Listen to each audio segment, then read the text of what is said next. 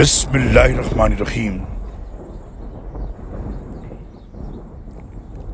آخر کفر کرنے والوں نے اپنے رسولوں سے کہا کہ ہم تمہیں اپنے ملک سے نکال دیں گے یا تمہیں واپس ہمارے دین میں آنا ہوگا۔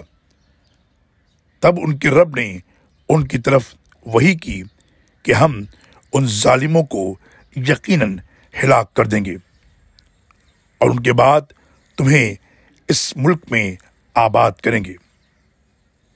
یہ اس کے لیے ہے جو ہمارے سامنے کھڑا ہونے سے اور ہماری وعید سے ڈرتا ہے۔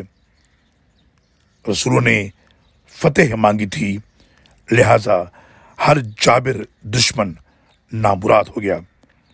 اس کے بعد جہنم ہوگی اور پینے کو پیپ کا پانی دیا جائے گا جس کے وہ گھونٹ پیے گا اور بمشکل ہی حلق سے اترے گا اور موت اسے ہر طرف سے آئے گی مگر وہ مرے گا نہیں، اور اس سے آگے اور شدید عذاب ہوگا۔ سورہ ابراہیم آیت نمبر 13 سے 17 تک۔